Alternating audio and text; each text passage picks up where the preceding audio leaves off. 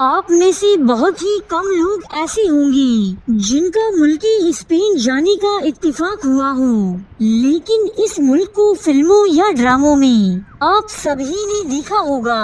اس ملک کی گلیوں اور سڑکوں پر اسلامی طرز تعمیر کی حامل عمارات جا بجا نظر آتی ہیں، جبکہ ان گلیوں میں گھومتے ہوئے اکثر لوگوں کے نام اور لہجوں میں عربی زبان کا عکس دکھائی دیتا ہے، کیونکہ کچھ نسلوں پہلے ان کے آباء و اجداد مسلمان ہی ہوا کرتے تھے۔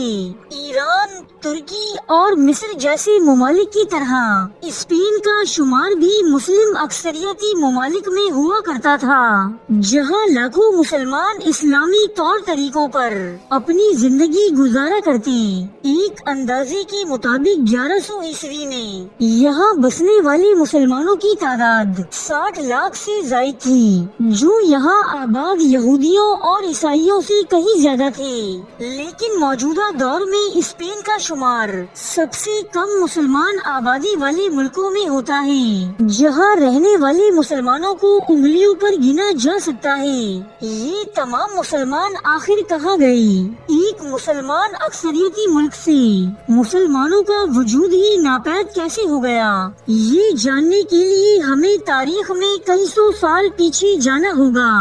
زمانہ قدیم میں یہ ملک رومن سلطنت کے ایک صوبے کی حیثیت رکھتا تھا جسے ہسپانیہ کہا جاتا۔ رومیوں کی زوال کے بعد کچھ عرصہ گوتھ نامی قوم نے اسے اپنا گھر بنایا، لیکن یہ بادشاہت یہاں زیادہ عرصے قائم نہ رہ سکی، جس کی وجہ سرزمین عرب میں اسلام کی آمد اور اس کا تیزی کے ساتھ دنیا پر غلبہ حاصل کر لینا تھا۔ خلافت بنو امیہ کے دور میں طارق ابن زیاد نامی ایک جرنیل براستہ افریقہ اس ملک میں وارد ہوا، اور محض چند ہی سالوں میں اس نے ہسپانیہ نامی اس ملک کے تمام علاقوں پر اسلامی پرچم بلند کر دیا۔ اپنے زوری بازو کے دم پر اسپین کو فتح کرنے والے طارق ابن زیاد کے وہم و گمان میں بھی نہ ہوگا کہ تقریباً 800 سال بعد مسلمانوں کی واپسی ایسی حالت میں ہوگی کہ یہاں کا مسلمان حکمران نامردوں کی طرح آنسو بہاتا ہوا اقتدار کی کنجیاں عیسائی حکمرانوں کے حوالے کر دے گا۔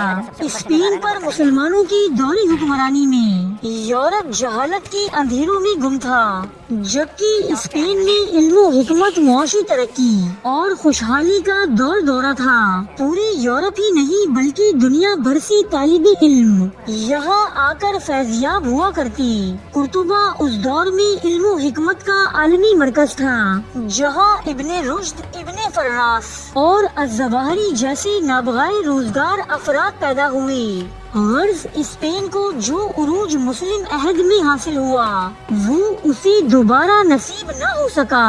پھر جب یہاں کے مسلمان حکمرانوں نے کتاب اللہ کا راستہ اور سنت رسول صلی اللہ علیہ وآلہ وسلم کو چھوڑ دیا اور باہمی منافرت، مال و دولت کی لالچ اور ہوس اقتدار کا شکار ہوئے تو دنیا میں بھی ذلیل و خوار ہو کر رہ گئے۔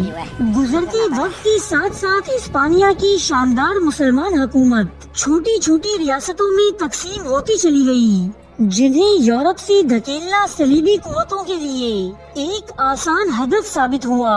یورپ کی مسیحی قوتیں مسلمانوں کو جنوب کی جانب دھکیلتی چلی گئیں۔ یورپی اقوام نے اس عمل کو ری کانکویسٹا کا نام دیا۔ اس مہم کا مقصد صرف مسلمانوں کی حکومت کا خاتمہ ہی نہ تھا، بلکہ یہ لوگ یورپ سے دین اسلام کا خاتمہ بھی کر دینا چاہتے تھے۔ یورپی اقوام کا یہ مقصد 11ویں صدی عیسوی میں ہی پورا ہو جانا تھا کہ جب کیسٹائل کا بادشاہ الفونسو فتوحات پر فتوحات حاصل کرتا ہوا مسلمانوں کی دارالحکومت ٹولیڈو پر قابض ہو گیا۔ اسپین میں کوئی ایسا مسلمان امیر موجود نہ تھا جو اس کے بڑھتے ہوئے قدم روک سکے۔ تب ایک بہادر و جرت مند افریقی حکمران یوسف بن تاشفین نے اسپین پہنچ کر اسے عبرتناک شکست سے دوچار کیا۔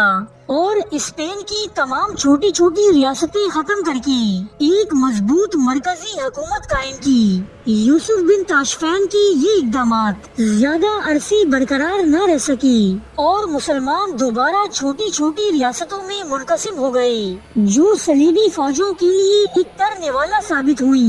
15ویں صدی عیسوی کے اختتام پر تمام ہسپانیہ میں صرف ایک چھوٹی سی ریاست غرناطہ باقی رہی جس پر مسلمانوں کی حکومت تھی۔ اسپین کے تمام حصوں سے آئے مسلمان اپنے عقیدے کے مطابق یہاں زندگی گزارتے۔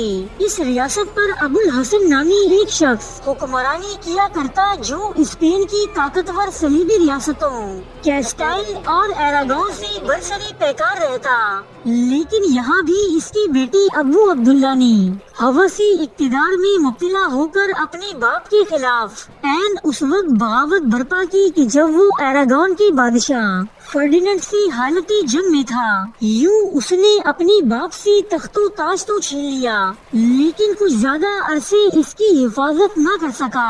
کیسٹائل کی ملکہ ایزابیل اور ایراگون کی بادشاہ فرڈیننڈ اپنی مشترکہ فوجیں لے کر مسلمانوں کی آخری ریاست غرناطہ پر حملہ آور ہوئے اور اس بزدل حکمران نے بغیر کسی لڑائی کے شہر کی کنجیاں ان کے حوالے کر دی۔ اس دن کو تاریخ میں سقوط غرناطہ کے نام سے یاد کیا جاتا ہے، جب غرناطہ کی آخری حکمران ابو عبداللہ نے آخری مرتبہ اپنے اجداد کی عالیشان اور پروقار محلات پر نظر ڈالی تو اس کی آنکھوں سے آنسو بہہ نکلے۔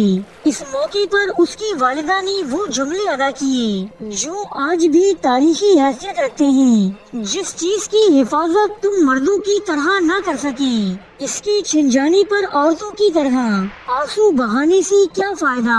غرناطہ کی اس عمارت کے اختتام پر صلیبیوں اور مسلمانوں کے درمیان ایک معاہدہ تکمیل پایا جسے معاہدہ غرناطہ کہا جاتا ہے۔ اس معاہدے کی رو سے اسپین میں رہنے والے ہر مسلمان کو قانونی اور مذہبی آزادی حاصل تھی۔ ان کی عبادت گاہوں اور تہواروں کا احترام اور ہر طرح کی حقوق انہیں میسر تھی۔ بنا لڑے غرناطہ کی چابیاں لینے کے لیے یہ معاہدہ طے تو کر لیا گیا، لیکن بعد ازاں اس پر عمل نہ ہو سکا۔ کیتھولک پادریوں کی جانب سے یہاں بسنے والے مسلمانوں کو زبردستی عیسائی مذہب اختیار کرنے پر مجبور کیا جانے لگا، یہاں تک کہ ایک ایک دن میں 3,000 مسلمانوں کا مذہب تبدیل کیا گیا۔ تب اسپین کی مسلمان آبادی نے 1499 عیسوی میں پہلی مرتبہ بغاوت برپا کی۔ یہ بغاوت کامیاب نہ ہو سکی، بلکہ مسیحی ریاست نے اس بغاوت کو جواز بنا کر زبردستی مسلمانوں کو جلا وطنی یا مذہب بدلنے پر مجبور کیا۔ سینکڑوں مسلمان مسجدوں میں بند کر کے زندہ جلا دیے گئے، یہاں تک کہ عربی زبان، عربی لباس اور عربی کتابوں تک پر پابندی عائد کر دی گئی۔ مسلم لٹریچر پر مبنی ہزاروں کی تعداد میں قدیم کتابیں جلا دی گئیں۔ 1568 عیسوی میں یہاں کے مقامی مسلمانوں نے ایک مرتبہ پھر علم بغاوت بلند کیا، لیکن اس مرتبہ بھی انہیں ناکامی کا منہ دیکھنا پڑا۔ اس بغاوت کے رد عمل میں اسپین کے تمام مسلمانوں کو جلا وطنی یا پھر موت کا سامنا کرنا پڑا، یہاں تک کہ بستیوں کی بستیاں ویران ہو گئیں اور کرب و جوار سے مسیحی عقیدے کے افراد کو وہاں لا کر بسایا گیا۔ یوں مسلم اکثریت رکھنے والا یہ ملک اپنے حکمرانوں کی نااہلی اور لالچ کے سبب آج اذان کی آوازوں اور دیگر اسلامی شعائر سے محروم ہو گیا۔ ارے فرینڈز، ایک منٹ، آپ ایسے ہی جا رہے ہیں؟ اتنی محنت سے ویڈیو بنائی ہے، ایک لائک تو بنتا ہے نا؟ اور دوسرا یہ کہ آپ ہمیں اتنی بڑی دنیا میں دوبارہ کیسے ڈھونڈیں گے؟ تو اس کا حل یہ ہے کہ آپ ہمارے چینل کو سبسکرائب کر لیجئے اور اس بیل کے آئیکن کو کلک کر دیجئے۔ اس طرح ہمارے آنے والی تمام ویڈیوز آپ تک پہنچتی رہیں گی۔ ارے ڈریے مت، یہ بالکل فری ہے۔